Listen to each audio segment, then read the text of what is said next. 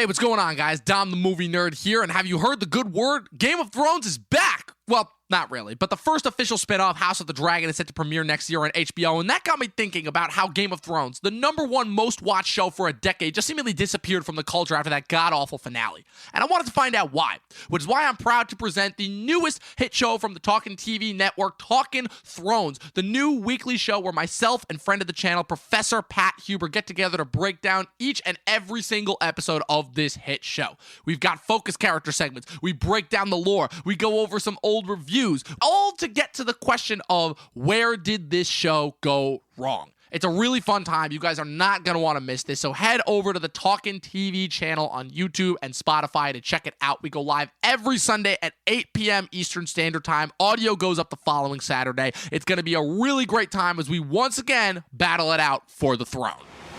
All right, people, this is officially a Talkin' TV first. This is going to be something that I have never done on this channel before, that none of us obviously have ever done on this channel before. Chris is on vacation, and today, for our Space Jam, A New Legacy podcast, I watched the movie on Friday. I had a guy lined up to do this, and then after watching the movie, I said, you know what?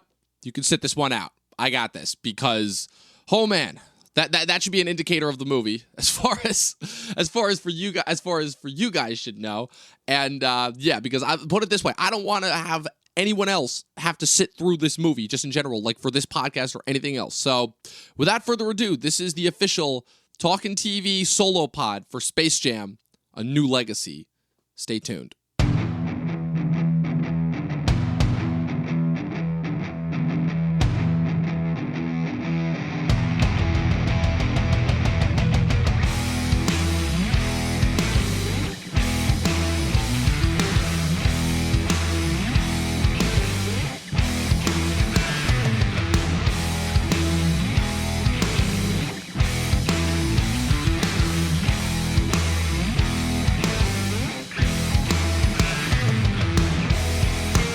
All right, so this is something entirely new that has never been done on the podcast before, as I stated on the intro. You guys should all know who I am. You guys know what podcast this is as far as that goes. So the reason kind of behind this and kind of what led to this podcast as far as that goes is, so a couple months ago, back during the pandemic, when everyone was kind of stuck in lockdown, not really sure of what to do with themselves, I was listening. Obviously, I've stated on this podcast before that I'm a huge fan of the Rewatchables podcast. Ever since I discovered them during the pandemic, they were kind of like a source of lifeblood for me as far as that goes. As far as, you know, kind of, I'd say the rekindling of my interest in wanting to continue towards YouTube back when I didn't. I'll be honest, I didn't know where this podcast was going to go. I didn't know kind of what the implications were going to be. I didn't know what was going to happen on the other side of COVID as far as all that goes. And the Rewatchables and just discovering the Ringer Network was a big source of kind of inspiration for me.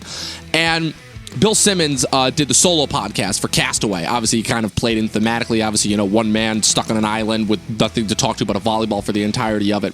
And I don't necessarily know if the context for that applies as much to this, but like I stated in the intro, I texted Chris my thoughts on this. So the reason why Chris isn't here, Chris is on vacation right now, much earned vacation, if I'm being completely honest. The man has been a workhorse throughout this entire thing. So obviously, shout out to him. He is getting some much needed R&R, and also enjoying the ability that we have to now finally, leave our own homes and actually travel to other parts of the country now. It's just, it's so good to actually have that ability back. So, but we're not here to talk about that. We're here to talk about Space Jam, which dropped on HBO Max this past Friday, July 16th.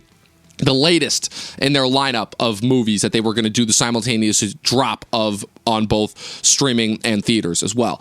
And my whole thing, right, is when Chris told me that he wasn't going to be around, obviously, for vacation, I told him, I'm like, I can't just get, back when I was going to do this with a co-host, I was like, I can't just get any co-host for this, right? I've got to get somebody who has that Space Jam energy, right? Because Space Jam, for something that was originally intended to have one very specific, very commercial purpose, it's almost kind of evolved and gained kind of this secondary life in the internet age, in the Disney age, as far as that goes. And it's really fascinating, I feel like, to examine as far as that goes, because the kind of the cultish following that's developed around the original Space Jam is obviously a big part of the reason why we now have this sequel, obviously, because famously it's known this sequel has been in development hell for years. At one point LeBron was interested, then at another point he walked away, and then now he's finally back in.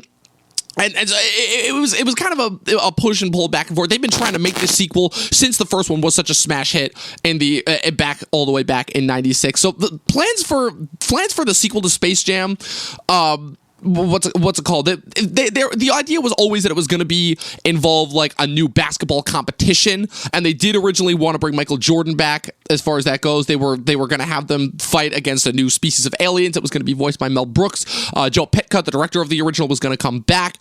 Spike Brandt and Tony Carvone were signed back on as the for the animation supervisors. The only problem is Michael Jordan, of course, as is usually the case with most sequels, did not want to come back for the sequel. So as a result, they were like, oh shit, what do we do now? So it was floated around for through a lot of different places. Apparently, it was originally actually supposed to star Jackie Chan at one point. There, numerous amounts of scripts. But the point being is, this has always been one of those things. You've heard stories about this before, about scripts that have lagged and waved and sat in development hell in Hollywood for years on end. But back in 2014, and I actually think I remember this because I actually think that I remember hearing news of a Space Jam sequel, but with LeBron this time as the signature basketball star rather than Michael Jordan. I actually do slightly remember hearing stories about that back in high school, so that would actually line up with this as far as our timeline goes, because it was officially announced. Warner Brothers announced that they were going to be doing development on the sequel back in February of 2014.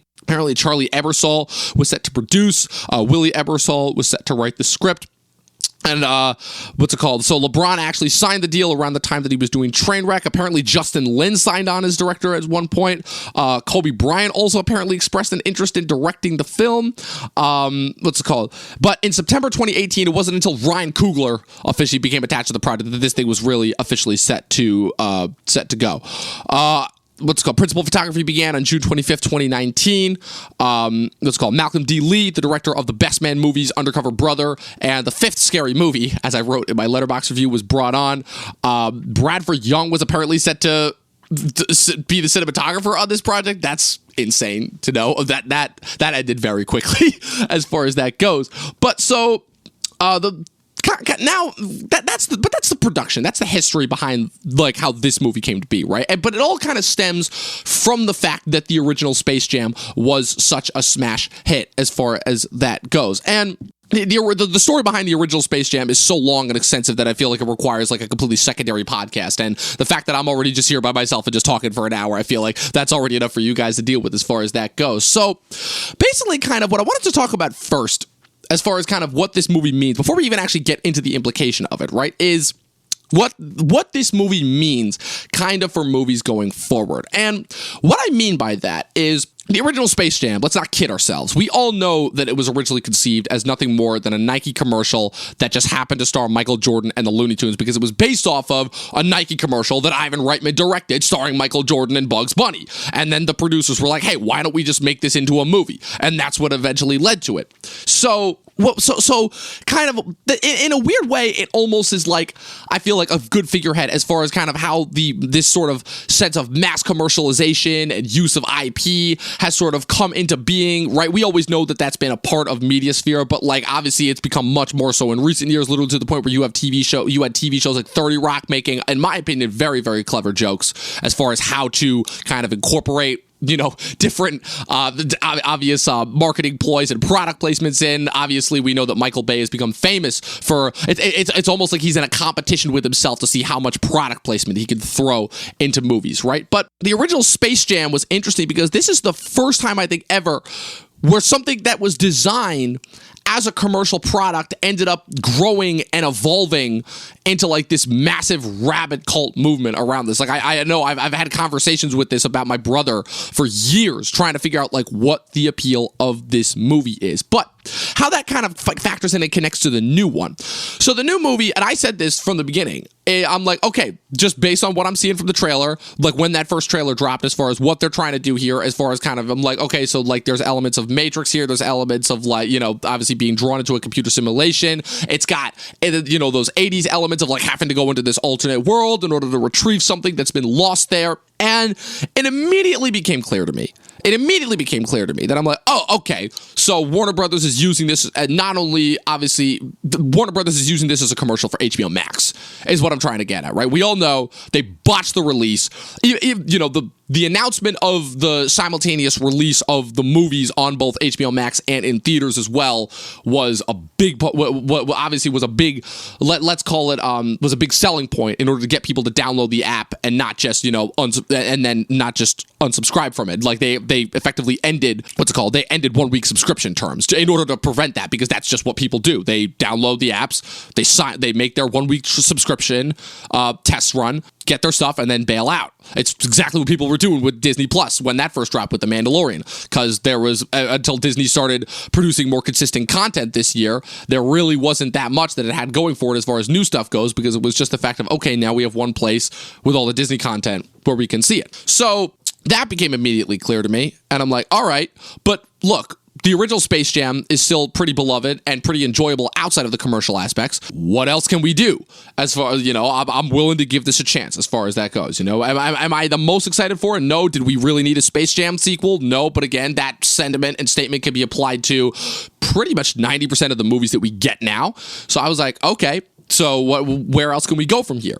And now that we've actually seen the movie, I'm like, oh, so there wasn't anything else here. There was absolutely no intent here. Like I checked. Like, it's funny. There were like everyone was making that comment obviously during the opening credits when they accidentally credit the same writer twice. It's I don't remember what the guy's name was. It's Terrence Nance, I think, but they end up crediting him twice. It's like Terrence Nance and Terrence Nance. It was I'm surprised it hasn't already been made into a meme that's been like circulating the internet. But I'm like, there are so many credited writers on this script, and it becomes immediately clear to me. I'm like, oh, they just had different writers coming in to do like different scenes depending on the day, as far as that, because that's what this movie feels like. It feels like every other scene that happens was written by a different writer, because I'm not gonna lie, just as far as plot goes, like, again, the first movie, it's safe to say the people don't watch the first movie for the plot, as far as that goes. We know this. We're attuned to this. We understand that the most appealing sense is like, okay,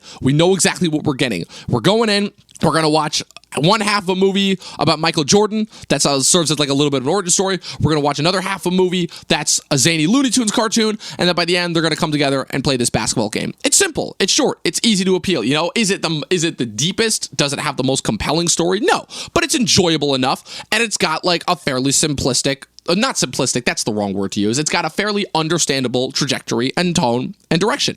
Not this movie. Oh man. I guess, you know what? I'm not even going to bother with the lack of spoilers, because like, I don't know. I'm going to be honest. I don't actually know how much I can say without spoiling this movie. So I'm just going to get into it. So the essential plot of this movie, it's kind of insane. I knew that this was going to be kind of accomplishing the same thing as the first one did, as far as just being an extended commercial for whatever product it is that Warner Brothers wants to push out at the time, as far as their deal goes. But I didn't realize just how much of the first one they were going to recycle here, because it's almost beat for beat the same movie, just as far as kind of the inspiration goes behind the basketball player and how that factors into his current struggle and how he ends up, you know, recruiting the Looney Tunes as far as that goes. But and guys, again, if you can keep up with me, kudos, because there is a lot of shit to break down. So starts off in '96. LeBron is a kid.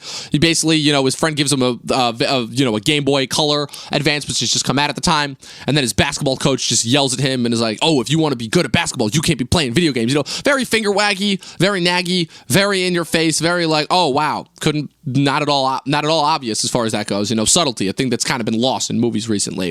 And so, of course, that leads into the usual montage of like him, you know, becoming an NBA superstar. I'm not gonna lie, I'm not a basketball guy at all. In fact, I've not a sports guy at all. I've gone out of my way to call, you know, just anything involving a ball, sports ball, multiple times over. I'll say that probably of all of the sport genre movies, I think that the two that I definitely gravitate towards as far as always providing the most compelling story to me are boxing and basketball movies. I have seen a couple basketball movies recently that kind of were doing, you know, kind of a similar thing. You know, Uncle Drew, when that came out a couple of years ago, I enjoyed that movie for what it was. But so we have the typical montage. But so I'm not going to say that I'm not as up on LeBron as I should be, but like I'm I'm not in with the zeitgeist. I'm not aware of LeBron's contributions really to anything. So I kind of just have to go based off of everyone's word about him being as good as basketball as, obviously people know of. He's in the NBA Hall of Fame, is kind of the overall world champion, but I know that he's obviously become a divisive figure in recent years. So we have the typical montage of everything that he's accomplished, and then it cuts to the modern day with him and his two sons. The one older son who I think just recently just made the news, I mean, they changed the names, obviously, and they're played by, actors, but I do think that it's kind of funny as far as right when this movie came out, his oldest son makes the news. And you see his oldest son shooting basketballs, and I'm like, oh, okay, so that's not the kid that we're going to focus on here. And then it goes to the younger son who's off to the side playing a video game, and you see his dad kind of giving him the same pep talk that his coach gave him in the beginning, and I'm like, oh, that's what this is going to be. This is going to be that same old tired cliche of the dad not understanding and trying to bond with his son thing, and them having to go on a magical journey together in order to rebond with each other that we've seen 1.5 million times over again. I'm like, okay, so that's simplistic enough. That I understand. Then we get into the virtual space, and we meet our villain of the movie, a character by the name of Al-G Rhythm, funny little clever play on words there, portrayed by Don Cheadle, who I'll just say up front right now is the best part about this movie, easily. Don Cheadle is one of those actors where ever since I was really introduced to him, I feel like a lot of other people, just with, a majority of, the mainstream actors that had careers before Marvel, but because of just, the time that we were born in, we really are not aware of anything else outside of Marvel. So obviously, I was introduced to him in Iron Man 2, and I've, expanded out and seen some other movies that he's been in. Obviously, I'm a tremendous fan of the Ocean's trilogy, even though I still have no idea what the fuck kind of accent he's doing in that movie.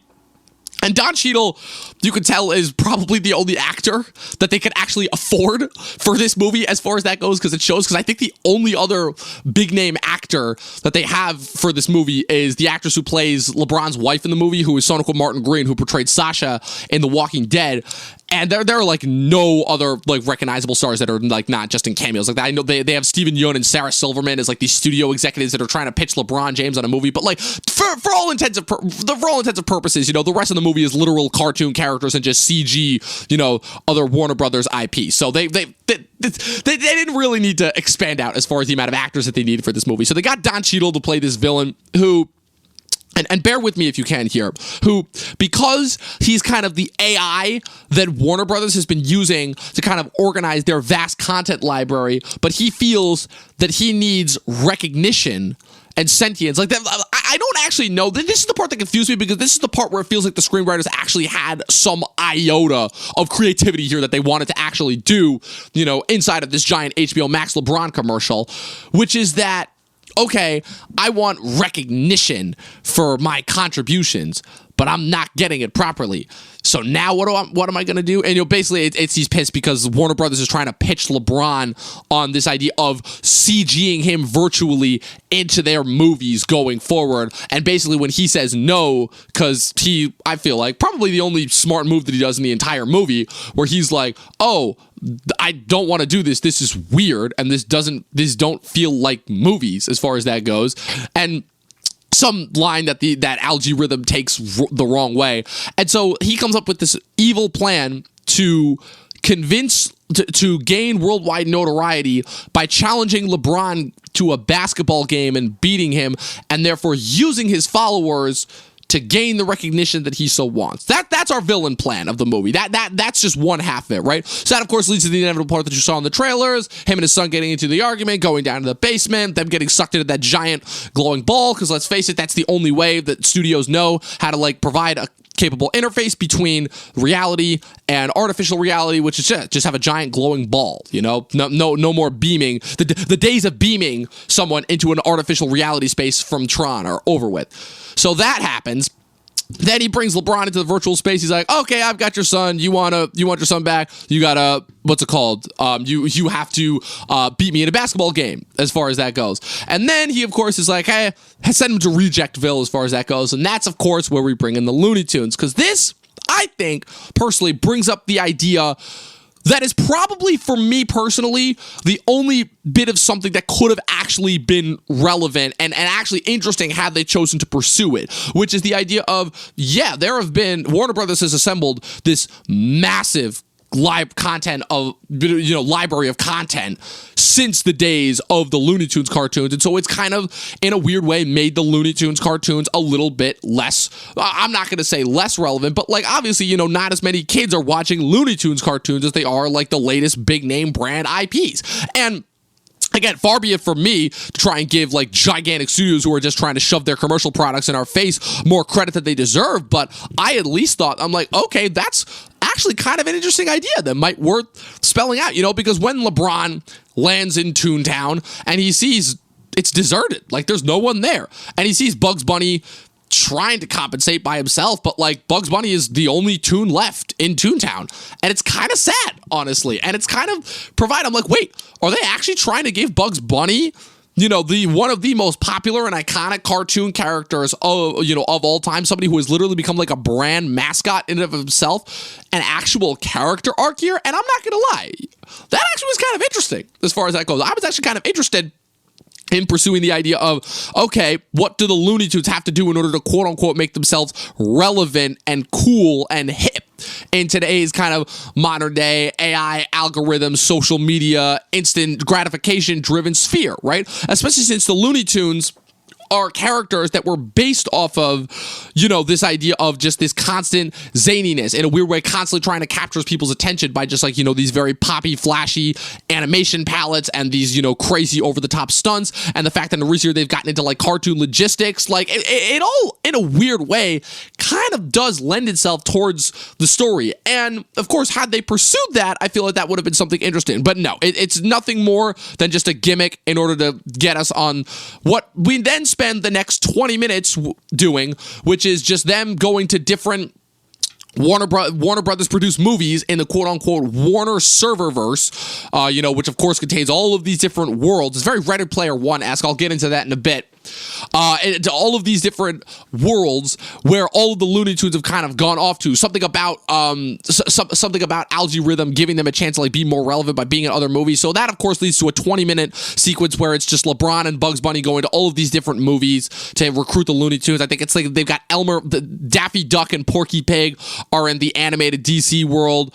Elmer Fudd's and Austin Powers. Granny and Speedy Gonzalez are in the Matrix because of course they just, for whatever reason, they decided to just have Granny doing all of these slow-mo kung fu moves because why? I don't know. That's just one of those decisions. So I'm like, oh, okay, cool. That latest Hollywood executive, you know, doing a line of coke and being like, oh yeah, that's totally something we should do. Trying to think. Well, Yosemite Sam is the piano player in Casablanca. I'm like, this is where I'm like, okay, so this is the point where if this movie's intentions weren't clear enough, this is where they absolutely become clear. Because, oh man, like I've seen some shameless shit in my time, but this might take the cake as far as that goes. And that's all before the third act, right? Keep this in mind too, right? We obviously know the structure of these movies by this point, right? First half is spent establishing, like, you know, the conflict and the villain along with the basketball player. Then by the time you actually get them together, that lasts pretty short as far as that goes. Because again, I said this before, the amount of actual time between when Michael Jordan arrived in Toontown versus when the actual basketball game started, it's not that much time. It's really not. The only major sequence that really happens is him sending Bugs Bunny and Daffy Duck to break into his house to steal his shorts and shoes. Not at all problematic in today's day and age. Not at all. that aged incredibly well, if you can't sense the dripping sarcasm in my voice. But this movie's a full 2 hours long, right? The original Space Jam is only clocks in at an hour 40, nice, tight, breezy. You could watch it like over and over again and it works. This movie's 2 hours long, like full 2 hours, like hour 55, give or take, but like this movie's a full 2 hours long.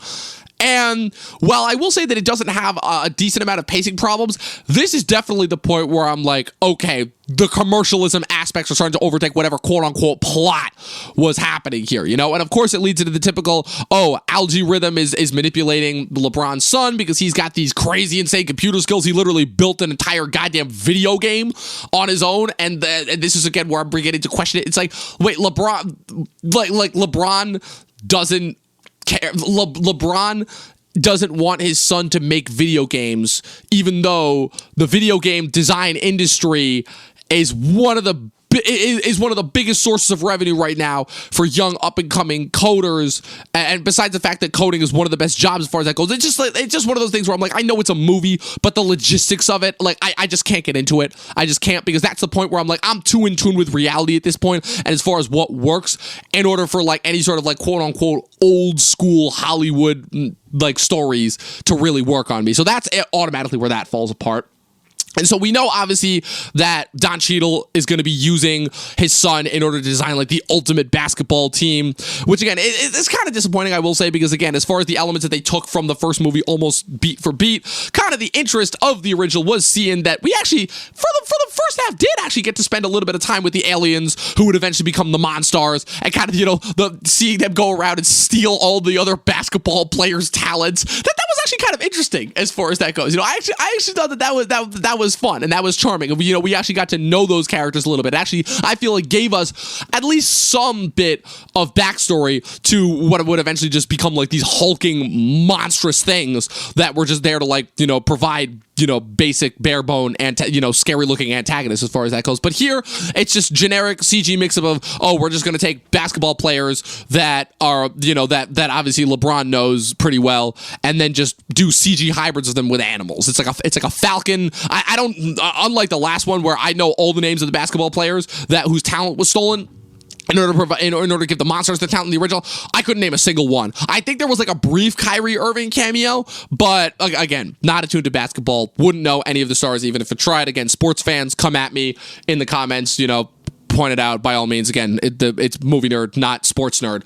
But so the basketball players that they get in order to provide the antagonists, the Goon Squad, I think is what they call them. It's like a Falcon hybrid, a Fire hybrid, a Water hybrid, a Snake hybrid, a Spider hybrid, and then this weird Clock hybrid that can like literally stop time. And so the incentive for the final basketball game, once they finally assemble the Looney Tunes and they get going for the basketball game, is okay, so the idea is they're not actually playing basketball. The goal is essentially to play it like it's a video game, where instead of just playing it regularly and scoring hoops regularly, they essentially have to show off with all of these different crazy graphics and do all of these crazy advanced plays that include all these different video game logistics. And the third act quite literally becomes a video game, because I said, I wrote this on my review, this shit is like Ready Player One on all of the drugs, just all of the drugs that you could think of. It is Ready Player One on that, because the visual nonstop palette of just all of the different Warner Brothers characters coming in, and then of the actual logistics of the basketball game. My thing that I said is this is probably the first time where I actually understood what it was like for a Gen Xer to be watching all of the Marvel movies, which again, I love the Marvel movies, but like I'll be the first person to admit that the CG in those movies does get a little bit much. It does get to be a little bit much of visual onslaught. Never anything that I can't handle, but I now understand what it is that the problem that people have with the visuals and kind of how incomprehensible and how hard to follow they are, because, oh my God, this basketball game, I even said this, I'm like, I actually had to pause the movie at one point and just to take a break, just to give my eyes and my brain a break, because I'm like, holy shit, even for my ADD addled brain that constantly needs something going on in order to occupy it, this is too much. This is absolutely too much. And this is the point where, again, the rest of the movie I feel like is pretty predictable as far as the plot goes. So this is where I'll get into kind of the points where I'm starting to, where I'm kind of starting to understand what it is that, that people are starting to complain about as far as modern day movies go, because as far as bringing back the Scorsese arguments of the idea that movies now are essentially just nothing but visual flair, right? I get that, right? I think it's a little bit hypocritical, because movies have always needed action kind of in order to make themselves appealing as far as that goes. But like, I understood where he was coming from, where the primary bulk of theater going fare now is just for spectacle. It's just in order to see Tom Cruise climb up the Burj Khalifa, or it's just to see the latest Marvel action set piece, or it's just to see the latest James Bond action set piece. Like, I even said this, like, I was looking over some of my favorite movies from 2021 so far, and I'm like, holy shit. Almost all of my top 10 are action movies, Quiet Place 2, Wrath of Man, Nobody, Army of the Dead. Like, what's it called? Like, very few of them have kind of some of those like extra elements, the occasional drama. Obviously, we've got a decent amount of animated movies right now. That seems to be like the one kind of brief respite. But I was looking, I'm like, holy shit, there have been no major mainstream movies that have gotten any attention this year that are not action movies in some way. The exception I feel like being Judas and the Black Messiah, but that was back during the whole kind of Oscars confusion as far as, is this a 2020 or a 2021 movie, between obviously with Nomadland and Minari's release as far as that goes. So to think of Judas and the Black Messiah as a 2021 film is already confusing enough. And the reason why I bring that up is because this is, I believe, because this is the first year, because every year for the last couple of years during kind of like the Disney corporate takeover of Hollywood has at the very least, there's always been like that one movie, that one kind of like little lesser known drama that was able to sneak through the cracks and get kind of like that notoriety. But this year, for my money, there isn't one. Not one. Like, I know Chris and I talked about mainstream on this channel, and we obviously did the Zola review a couple weeks ago, and and A24 has always seemed to be the exception. But like, put this in perspective, we're even at a point now where A24 is even looking for a buyout as far as that goes. And I bring all of this up because I feel like this factors into my point as far as what this movie means when it comes to where movies are going in the future. And I've talked to a couple people who did like this movie and were entertained by this movie. And I didn't do that usual douchebag movie bro thing that I do most of the time. I'll admit, I have fallen victim to this a couple times where I'm like, oh my God, I have no idea what you meant. Why? What did you see in this movie? I, for the life of me, have no idea what anyone could see in this movie. And to be honest, just people in general have got to stop doing that, because it's demeaning. It's demeaning. It's really just a way for them to puff themselves up and make themselves feel superior to everyone else. And it's got to stop as far as that goes. And I feel like what that kind of means as far as, for what kids today are going to grow up with and what they're going to get out of their movies, right? I feel like it's kind of part of the reason of what I've been trying to accomplish, and what Chris and I have both been trying to accomplish with this podcast, is trying to figure out what it is that people have loved about movies in the past, and really how we're at this point where that is really changing. And we're trying to do is we're just trying to figure out why. We're trying to figure out what it is. What is it that has made people so much more willing to gravitate towards, quite frankly, mediocre products that these studios put out that make billions of dollars just based off of this recognizable IP, right? We've had the IP discussion, we've had the nostalgia discussion, we've had the CG discussion, we've had the history discussion, we've had all of those discussions before. And so that's old news. But so the thing that I wanted to bring up, as far as in order to kind of gear the second half of this podcast, as far as kind of why this movie doesn't work ultimately as a movie, quite so even less than the first one, but also kind of what it means for movies going forward, is I saw a comment the other day regarding like, all y'all adults stop trying to critically review Space Jam. It's for kids, which that just comments like that infuriate me to no end, because I'm like, okay, so you're just demeaning kids movies now because you're saying that no kids movie should really be taken seriously or critically received, or just, held to, the standards of cinema that we that make movies so good and make us love them so much.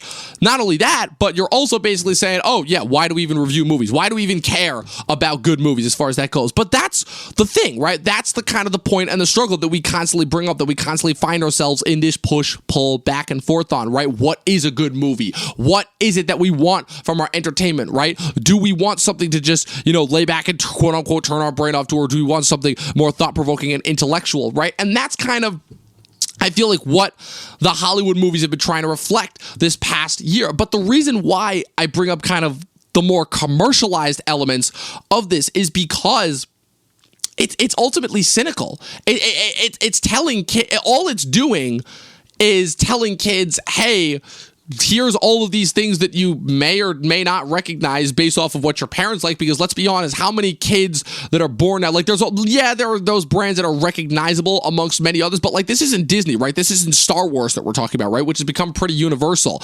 Like there's one shot where it's like DC superheroes that are recognized, but like, I guess what I'm trying to get at is what ultimately is the point of telling kids, right? Because this is a kids movie, right? This is a movie that is made ultimately for children primarily. What ultimately kind of is the point of telling kids, oh, here's that thing from this, and here's that thing from this, right? Oh, here's a Flintstone, here's a Pennywise, here's a King Kong, here's an Iron Giant, right? There's certain intellectual properties and IP that kids would recognize, right? If we're just talking about this from a brand consumer's point, but like the majority of people who would recognize this are stuff that are for people my age who grew up with the original Space Jam, and that's kind of where we find themselves in this weird spot, right? As far as kind of taking the whole nostalgia element to this whole new level, because now, right, the majority of people who Hollywood are making movies for are people in my age bracket, right? But not necessarily little kid, like people in my age bracket, which is strange because for the longest time, my age bracket is the one that was seemingly ignored by Hollywood. But now we're the primary focus. We're the primary demographic. We're the ones that are going online and making, and making all of these different websites and making all of these different chats and making all these different tweets and kind of essentially acting as a second form of advertising for these movies. So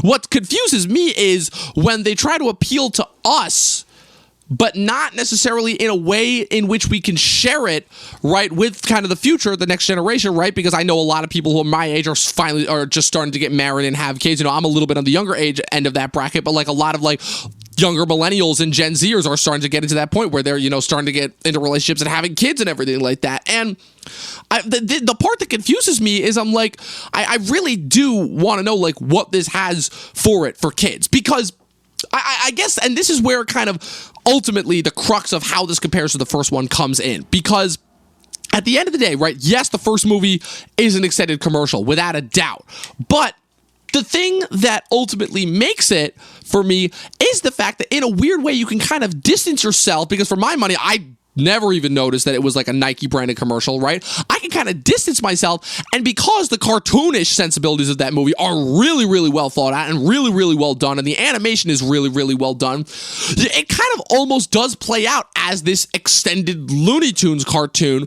that just happens to feature real people, and the sensibilities are childish enough and immature enough that like a kid could gravitate towards it and, be kind of enraptured by it as far as that goes. Obviously, yes, the whole Lola Bunny of it all. Yeah, I'm still a little bit confused why a cartoon artist felt the need to apply, female, obviously feminine body parts onto an animal, specifically a talking cartoon animal. My mind is baffled by the motivation behind that, but and obviously that leads into the whole one of many controversies that led to this movie, because of course of all fucking movies, Space Jam has to have controversies around it in the modern day, around the kind of the reconstruction of the Lola Bunny character as far as all that goes. And But that's kind of where the endearment and the charm, I feel, of the original Space Jam comes from. Not necessarily why it developed the cultish feel. I feel like that's a different thing as far as just the internet in general and how fanboys on the internet are concerned. But ultimately, that's kind of where the first Space Jam works. It works kind of as this extended Looney Tunes cartoon. This movie, I have no idea how this is going to work. This movie, to me, it doesn't work as a sports movie. It doesn't work as a Ready Player One-esque nostalgia bait fest, because the only uses of the actual, Warner Brothers IP are just for like brief one-off bits. And like, how many people now are like gonna recognize them? Like, how many, specifically kids, right? I'm talking kids specifically, which again now are pretty much all born after the year like 2008 or 9, right? That's what I'm talking, right? Because the majority of the people born before that are like now entering high school, right? That's the crazy thing. People born in 2007 are now entering high school, right? What kid now is going to recognize The Matrix? What kid now is going to recognize Casablanca? What kid, like the only one of those that they would recognize is DC, right? So that's where I'm confused as far as that goes, because I'm like, okay, just as far as like what I like to call a member bears contest, as far as, okay, recognizing all of these different IPs, it doesn't work as far as that goes. It doesn't work even as a Looney Tunes cartoon, because the actual Looney Tunes elements are eradicated once they get into the CG-filled third act and they turn the traditionally animated CG Looney Tunes into these CG character versions of themselves, which is just, oh man, that was visual nightmare on a whole different level. So it doesn't work there. It certainly doesn't work as a father-son bonding movie, mostly because of just the terrible cliches and shticks of that movie. So just as far as like if we're breaking down like how this works as a movie, I'm lost. I'm legitimately lost for words, because just looking at any different possible element and way in which this could work as a movie, it doesn't. So as far as just kind of like, let's say applying a critical lens, right? Something that is slowly becoming more and more lost with the age of the internet. We can't even do that one, right?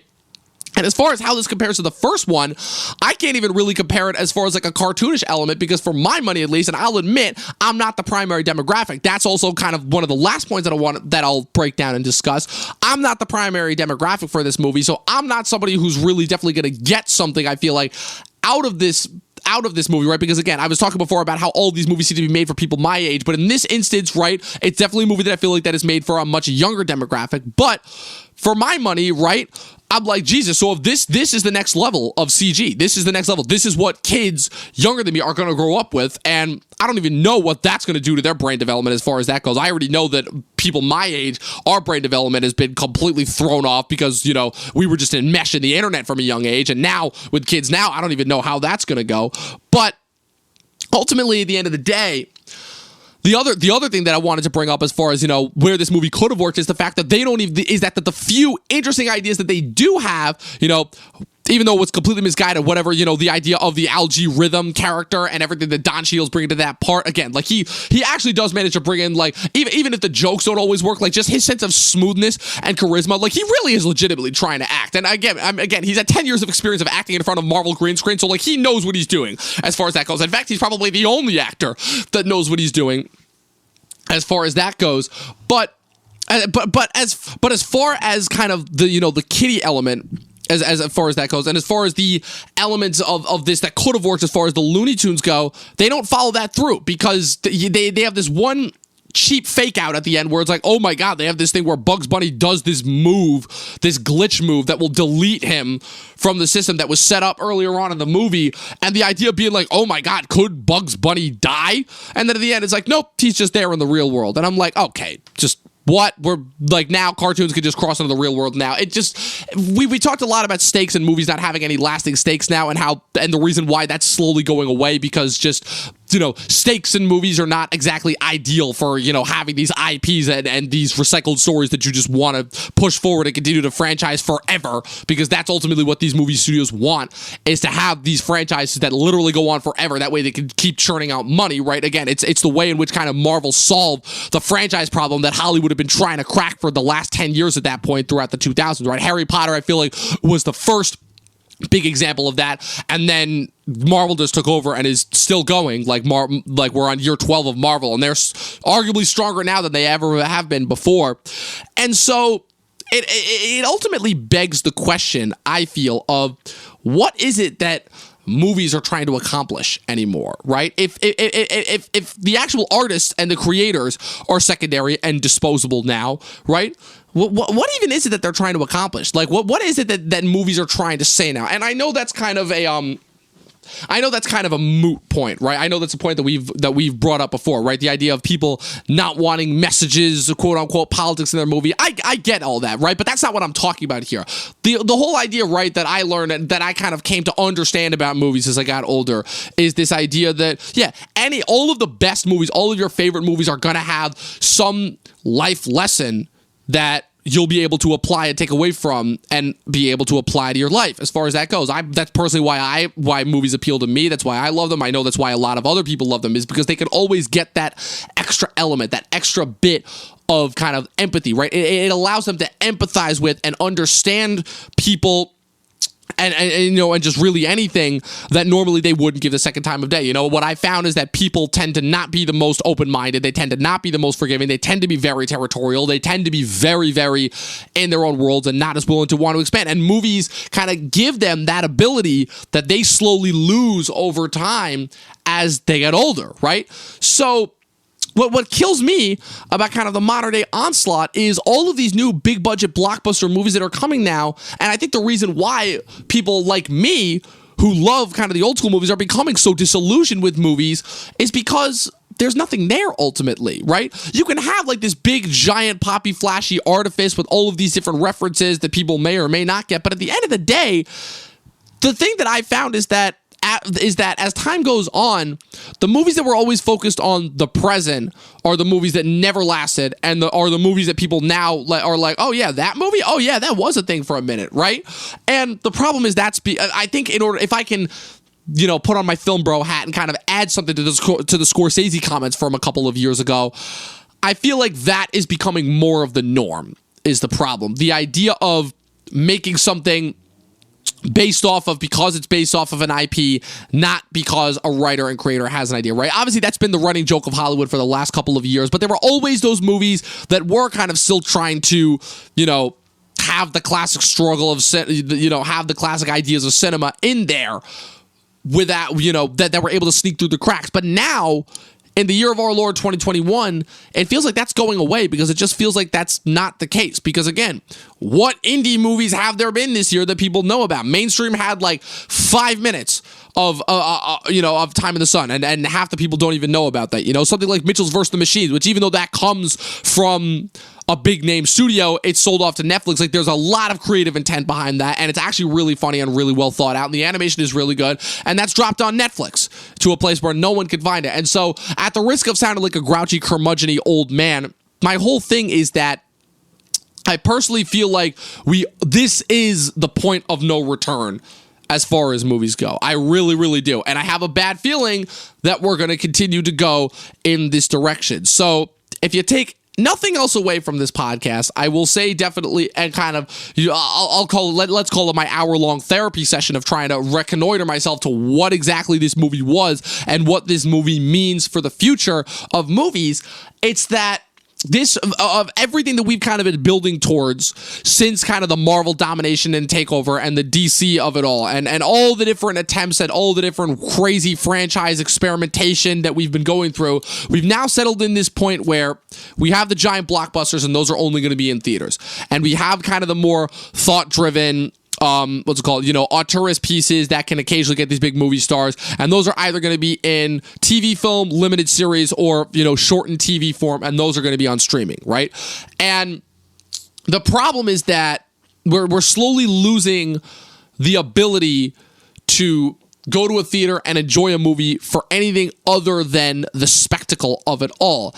And the reason why that concerns someone like me so much is I love movies, but I also love kind of the discussion around movies, right? The thing that, and Chris can speak to this too, obviously, is that the enjoyment factor for movies, and specifically with the theater going experience, comes from being able to hang out with your friends or that water cooler and have that awesome water cooler discussion. It's what made the early days of the internet so awesome, was because you could connect with these people all around the globe and have these awesome in-depth conversations about movies. But now, it's always dependent on what Hollywood will provide for us. And if that's the best that they're going to come up with is just this cheap artifice, where does the conversation go as far as that goes? Now, I'll admit, a big part of this does come from the fact that the internet has kind of, in a weird way, allowed for nitpicking to become way, way more mainstream. It's allowed for people to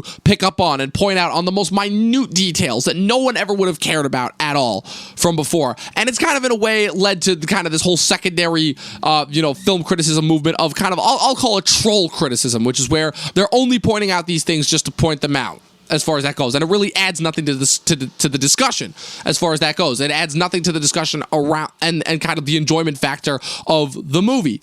And Hollywood, in a weird way, has kind of been playing around with that and kind of been trying to, play into those sensibilities, where now it's almost like they're trying to troll the trolls as far as, okay, well, you pointed out this nitpick. Well, we're going to intentionally put all this shit in there just to fuck with people. We're going to have people are making fun of the Fast and Furious movies. Okay, well, we're going to lean into the stupidity as far as that goes, and it's all because of kind of this artifice. So the internet has definitely contributed to that as far as that goes. But far be it from me to give way more credit to this Space Jam movie than it deserves, but ultimately, I feel like that's what this movie represents, because where else is the conversation as far as that goes? I didn't want to fall into the trap of talking about the behind-the-scenes problem, because quite frankly, this wasn't one of those things where it was really that interesting. The most that I could talk about was the fact that this movie was in development hell for so long, but it's just a situation of where, like, okay, this movie Sure, it was compelling for all the wrong reasons. It was engaging for all the wrong reasons. It had poppy, flashy visuals, and it'll distract a 3-year-old, right? If you just want to plop a 3-year-old in front of a screen, in order for them to be distracted for 2 hours, sure, it accomplished that, but that's all it does, and that's all it is, and that's all it represents, And I can't even really go into the LeBron thing of it all because I have a feeling that LeBron doesn't even really care. LeBron probably showed up, shot all of his stuff, and left. And he doesn't care about this because he doesn't have to, because he's worth billions of dollars. He doesn't have to care about this movie. So at the end of the day, kind of, if I can go into my final thoughts on this movie, it's weird because, again, it's another one of those podcasts where I barely talked about the movie itself. But Space Jam 2, ultimately, it's the first movie that I would say, yeah, this is cynical. And yeah, this is just a hollow artifice. And yeah, this has nothing going for it as far as creative endeavors. I guess the reason why I'm never really as harsh on the Marvel movies as Chris is because at the end of the day, aside from all of the Marvelisms, Kevin Feige, it is just kind of, it's kind of just by happenstance that those movies ended up becoming as big and popular as they are. But Kevin Feige is trying to do something creatively minded. It's just everything else that goes into those movies that makes them as popular as they are, right? And the fact that they're probably not as compelling as they probably could be. And the fact that it does feel that it's one guy overseeing all of these different movies that makes it feel more like television. But at the end of the day, those movies do still have some sense of creative mind behind them, just not in the areas where it counts and where it's focused on. This movie, though, there's none of that. There's absolutely none of that. The only ounce and bit of joy that I can get from it is Don Cheadle, and even him at the end, it's like, okay, it's just another simple smash and grab villain, and he ultimately doesn't matter at the end because this movie is nothing. This movie accounts for nothing. This movie applies for nothing other than go subscribe to HBO Max. That's literally what the takeaway from this movie is go subscribe to HBO Max. And if anything, if I hadn't already been a subscriber of HBO for years beforehand because of HBO, before HBO Max came around, I would say I'm not going to get HBO Max at all, because if it just means that we're going to be getting more movies like this, then that's not worth that $15 a month or however much they have it for, as far as that goes. Now, obviously, I know that it's not going to be the last one to come out, but we obviously know the good thing is that the rest of the HBO Max slate for the rest of the year looks to be pretty promising between Suicide Squad, Reminiscence, Many Saints of Newark, Dune. It looks to be pretty promising as far as that goes. But for my money, as far as I'm concerned, this is the worst movie of the year, for all the reasons that I listed above, because at the end of the day, it doesn't even work as a movie. Forget all of the other commercial elements, forget all of the other kid elements, forget the sports elements, forget the Warner Brothers elements. This doesn't work as a movie. The plot is not compelling. The characters, what character even is there? Any sort of interesting idea that's brought up is not followed through. Basic fundamentals of storytelling, which I've talked about on this podcast before.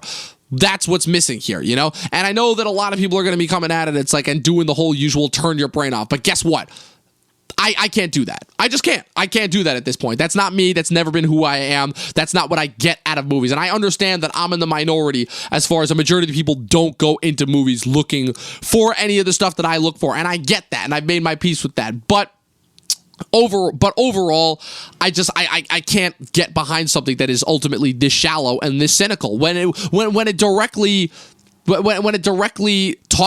my God, what's the fucking word? When it directly contradicts and goes against the idea of audiences and what they get and what they ultimately want from their movies. It's just I can't. It's just another excuse of studios treating us like simpletons, and I don't think that people like that as far as that goes. I mean, I don't know. For all intents and purposes, they might like that, But it's also just the fact that movies just don't have the place in the culture that they used to anymore. But that has nothing to do with movies in and of themselves. That just has to do with rapidly advancing technology as far as streaming goes. And streaming and the rapidly advancing technology and access to it ultimately making them more disposable by nature. But there's nothing really that we could do about that. If anything, that just puts more of a challenge to the artist as far as, okay, now we know our medium is becoming more disposable. So how can we make something that is still, that people are going to want to watch? And a lot of people are going to want to watch this because of the commercial advertising and marketing that Warner Brothers does.